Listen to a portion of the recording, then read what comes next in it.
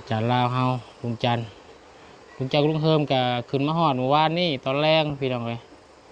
มาพร้อมด้วยน้องสุกี้น้องสุกี้มาส่งแล้ว ยังทันทัน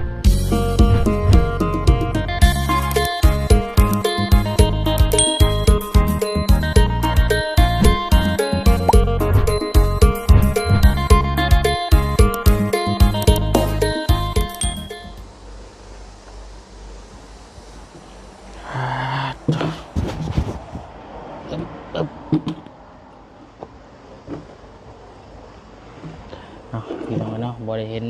ภาพบรรยากาศดังฟืนดังไฟหนึ่งเข่าย่ำเศร้านี่ก็โดนนานเติบแล้วพี่น้องอยู่เพื่อนทีมงานพี่น้องเลยเนาะเพราะว่ากับทีมระยะห่างช่วงสงกรานต์เนาะลงไปบ้านกลับมาสู่งานต่อพี่น้องเลยเอาขอเดินให้พี่น้องเด้อขอกราบทักทายสบายดีพ่อแม่พี่น้องสบายดีหมู่เพื่อนกันเบิดสุขสุขคนสบายดีFCผู้ใหญ่บุญประตูทานเนาะยินดีต้อนรับเข้าสู่ช่อง YouTube กับบุญสารวัตรวันนี้พี่น้องเลยบรรยากาศช่วงเช้าๆเนาะแดดแก่ๆแล้วพี่น้องเลยกำลังจูฟืนจูไฟนึ่งข้าวพี่น้องเลยเนาะตอนเช้ารอถ่าทั้งทีมงานเนาะทางอาจารย์ลาวทางลุงจันทร์ลุงเฮิมพี่น้องเลยในเช้าอากาศเช้าพอลุงขึ้นนี่กะลุงเฮิมเพิ่นเฮ็ดต้มไก่ไว้พี่น้องเลยเนาะนี่เฮ็ดต้มไก่กินเมื่อคืนบุบเบิ้ลพี่น้องเลย4 คนก็เลยไปอุ่นตอนเช้าเนาะข้าวอุ่นข้าวเหนียวพี่น้องเลยเพื่อนกินเนื้อมาเข่าร้ายโพดกินบุบเบิ้ลเดี๋ยวอุ่นตอนเช้าเอาอุ่นข้าวเหนียวอุ่นต้มไก่รอถาทางอาจารย์ลาวเฮาลุงจันทร์ลุงเฮิมกับขึ้นมาฮอดเมื่อวานนี่ตอนแรกพี่น้องเลยมาพร้อมด้วยน้องสุกี้น้องสุกี้มาส่งแล้ว ยังทันทามความรู้สึกของน้องเพิ่นซ้ำพี่น้องเนาะมันบ้านอยู่แต่ว่าบ่มีเวลาไปเล่นน้ำน้องเพิ่นเลยเนาะอยู่น้ำครอบน้ำครัวพี่น้องเนาะหรือว่าญาติพี่น้องเพิ่นมาเล่นน้ำสุดท้ายน้องเพิ่นอยู่น้ำเฮิมพี่น้องเนาะเป็นจังไดเมื่อบ้านโคกจากมาอยู่บ่ติดแสงติดซาวอยู่พุ่นอยู่บ้านประจักษ์พี่น้องเนาะ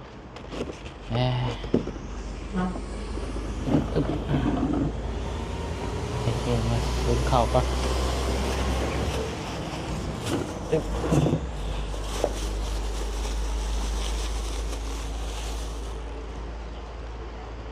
เข่าเงี้ยวแล้วบนเขาเย็นแห้งเงี้ยวเลยพี่น้องเขาแล้วก็ถ้าว่าเองก็จะได้ไปถามเบิ่งเรื่องเสาน้องกองมีพี่น้องเลยเนาะ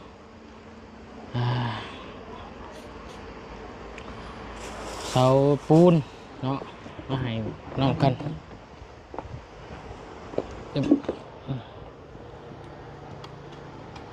ฟืนนี่ก็เป็นฟืนใหม่ยางบงเนาะขอมาแต่เฮือนน้องกองมีเพิ่นบ่อย่างลุงเฮิมเอาลูกดีได้พี่น้องเลย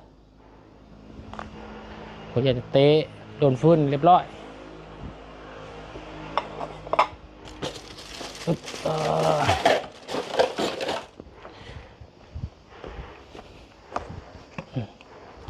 เป็นจังได๋เด้น้องพี่น้องเนาะเมื่อวานนี่พากัน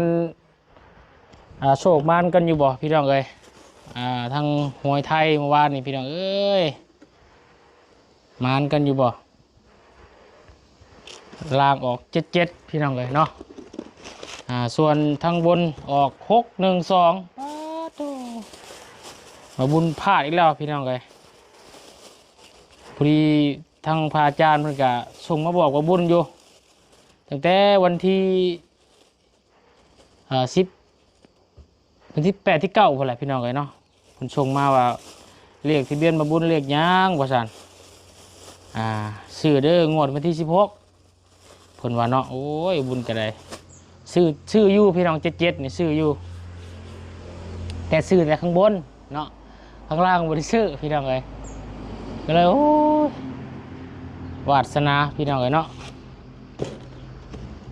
วาสนาบ่สมเจ้าอีกแล้วเนาะ77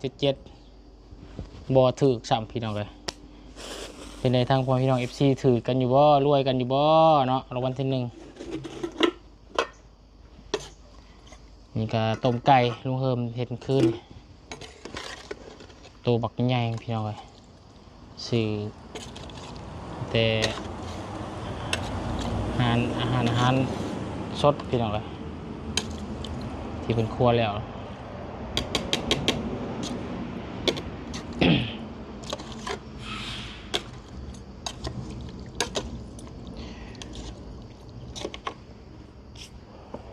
แล้วนี่ก็สิไปถามเบิ่งเนาะเสาเรื่องดินเสาดินแน่ให้น้องกองมีมันแล้วมันทั่วทั้งประเทศกันเนาะพอสิได้เท่าใดแน่พี่น้องเอ้ยเนาะ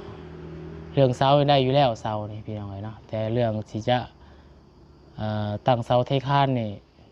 บ่ได้พี่น้องเอ้ยเนาะงบบ่พอค่าสร้างก็15 ล้านพี่น้องเอ้ยตั้งเสาเทคานเนาะในขนาด6x9เนาะ6x9อันนั้นน้องกองมีพันพี่น้องน้องหมู่บ้านนี่ก็ไปเยี่ยมยามเนาะเป็นครั้งแรกเนาะของครอบครัวน้องกองมีหรือว่าน้องใจดีน้องเลี้ยงน้องแตงจริงพันเนาะที่ได้ย่อขันหาเนาะขอขมาบุญคุณพ่อแม่พี่น้องเลยเนาะเป็นครั้งแรกเนาะเพิ่นก็บ่เคยบุญไปวันนี่ก็ได้แนะนำเลยพี่น้องเนาะได้บอกสอนเนาะบุญคุณพ่อแม่เนาะเพิ่นบ่เคยพี่น้องเนาะบ่เคยเฮ็ดเนาะตั้งแต่พ่อแต่แม่เพิ่นพู้นแหละเนาะเพราะว่าบ่เคยเฮ็ดนะพี่น้องเนาะก็คือแค่คนละลุ่มเฮาพี่น้องเนาะหรือว่าทางฝั่งไทยเนาะคนทางนี้ผมบ่เคยเฮ็ดเนาะก็เลยไปสอนเพิ่นว่านนี่ก็เนาะโทษครั้งแรกเนาะก็อยากให้อายเขินแน่เนาะอายพ่ออายแม่แน่อายพี่อายน้องแน่ว่าซั่นเพิ่นกำลังสิพากันเฮ็ดเกียมไว้ตั้งแต่เมื่อวานซืนน้องก็มีเพิ่นกับพี่น้องเนาะเรื่องสิสมมาพ่อแม่แต่ว่าบ่กล้าเนาะพอเพิ่นก็สังเกตอยู่ว่าซั่นลูกก็เฮ็ดหยังดีว่าซั่นพี่น้องเนาะมุกมุมหาแต่งหาเทียนหาดอกไม้ว่าซั่นมาเตรียมเห็นอย่างดีเป็นมาเตรียมไปแต่บก้าเนาะอันนี้เพิ่นก็เคยละบาดที่พี่น้องเนาะได้เคยเห็นเทื่อนึงก็สิ เอื้องแหละพี่น้องเนาะคุณกะอาการบ่ค่อยดีแน่พี่น้องเนาะกับตากแดดลายเนาะคืนก็กินยาพี่น้องเนาะ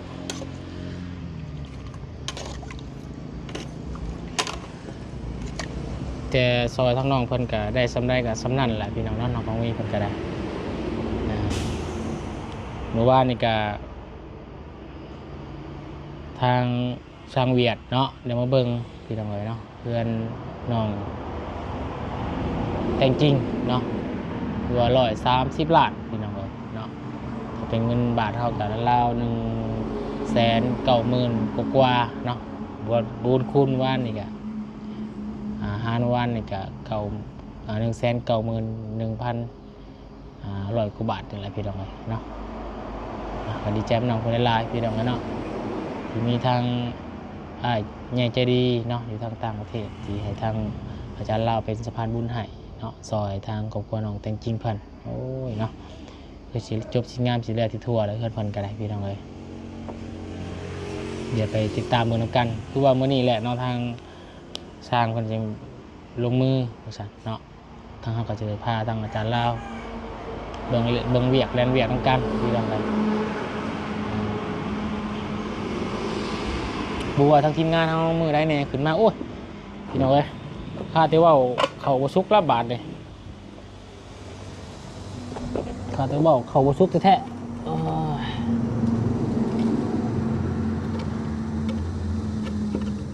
ข้าจะว่าเขาแต่วันนี้มาซุกอยู่แห้งแล้วลงเฮิมหายหัวระบาดเลยพี่น้องเลย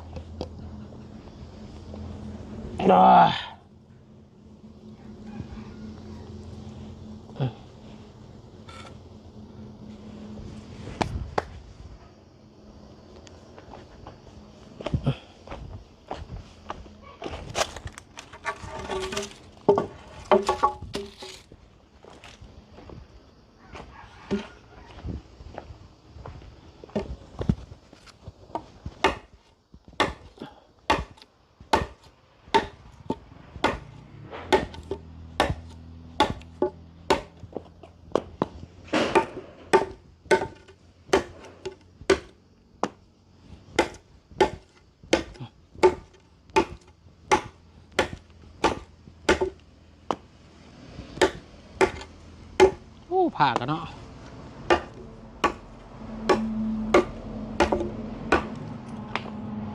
โอ้แข็งดิไม่นี่แข็งสุดยอดเลย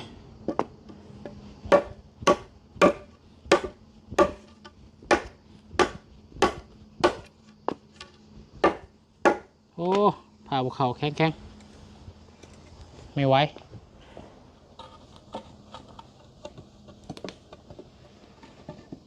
ดีมาเข่าขึ้นใช่ไหม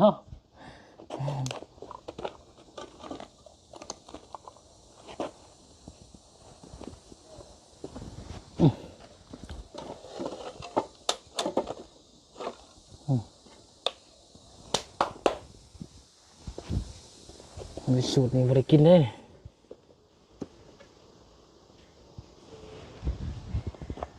กำลังขึ้นได้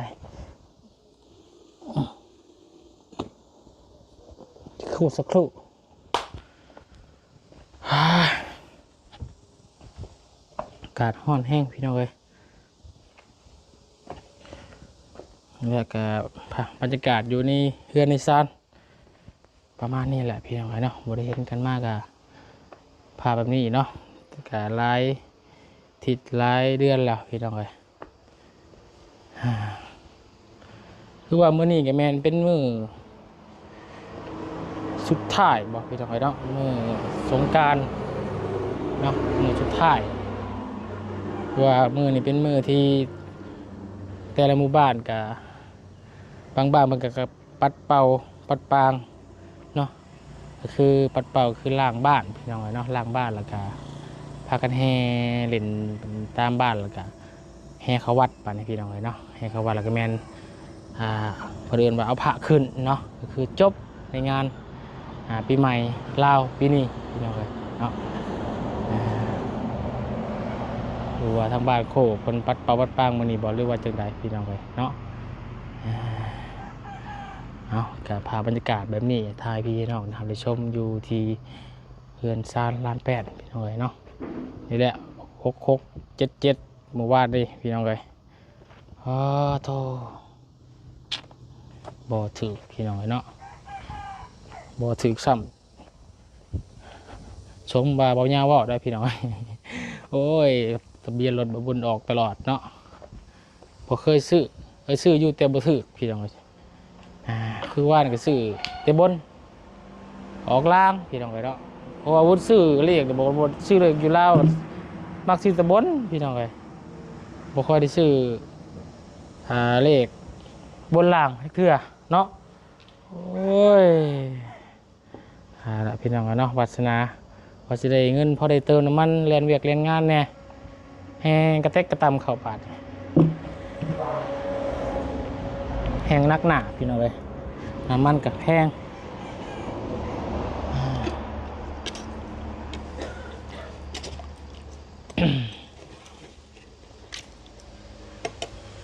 แล้วถาข้าวซุปจะอุ่นพี่น้องเลยเนาะทางอาจารย์เรากำลังลุกอาบน้ำเนาะคนหนึ่งแล้วพี่น้องเลยคลิปนี้กะบ่มียังไรเด้อพี่น้องเด้อทั้งวันนี้กะมาถ่ายคลิปถ่ายทำเนาะทักทายสบายดีพ่อแม่พี่น้องเนาะช่วงเศร้าๆบรรยากาศอยู่เฮือนอยู่ซ่านเนาะของทีมงานเฮาคือว่าเบาเสียงขึ้นมาแล้ววันตอนแรกเนาะลืมเบาเสียงขึ้นมาแล้ว ขึ้นมาตอนนี้แล้ว5 คนเนาะอาจจะเรียกผู้ว่ามือใดพี่น้องเลยเนาะว่ามือใดมือจะเชิญมาเนาะว่ากันทีนึงพี่น้องเลยเนาะวันนี้วุ้นก็กินข้าวกินน้ำแล้วก็จะเดินทางไปเวียกไปงานต่อเดินเรื่องเสาเนาะที่ทางพระอาจารย์เพิ่นเนาะให้ทางบุญเป็นสะพานบุญให้เนาะเพิ่นก็โอ้ยวันนี้บอกเรียก2 เทื่อบอกโห้ย2 เทื่อก็เอาบ่เป็นพี่น้องเลยเนาะกับขอโทษขออภัยนะพระอาจารย์เพิ่นหลายมันก็เป็นยังดอกพี่น้องมันยืนดวงเฮาเนาะเฮาดวงเฮาบ่มีพี่น้องเลยโชคเฮาบ่มี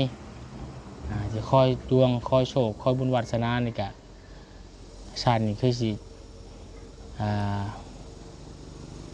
บ่ได้ยังละพี่น้องเนาะก็ต้องสู่ชนด้วยเพื่อแห้งกำลังเฮานี่แหละพี่น้องเนาะความอดทนที่จะนำพาครอบครัวไปตลอดหอดฟังได้พี่น้องเนาะความได้กลุ่มครอบครัวคือนี่แหละความขยันหมั่นเพียรของเฮานี่แหละพี่น้องเนาะสู้ๆต่อไปให้กำลังใจตัวเองพี่น้องเนาะแล้วก็บัดสุขทุกคนเด้อเนาะสงกรานต์ปีนี้เนาะขอให้บัดสุขทุกคนเนาะเรียนแล้วขอให้เดินทางกลับสู่เวียกสู่งานโดยสวัสดิภาพเนาะไปหาพ่อหาแม่กับอยู่ดีไม่แห้งเนาะกลับไปทำงานขอให้เจ้านายเป็นเดือนให้เด้อพี่น้องเด้อ ขอให้เฒ่าแก่หรือว่าเจ้านายเป็นเงินเดือนให้บริษัทซะพี่น้องเนาะก็คือความหวังของคนขายแห้งพี่น้องเลยเนาะอยู่ดีไม่แห้งบัดสุขทุกคนสลักคลิปนี้มาบุญไปแล้วสบายดีเด้อบัดสุขทุกคนพี่น้องเลยเนาะไป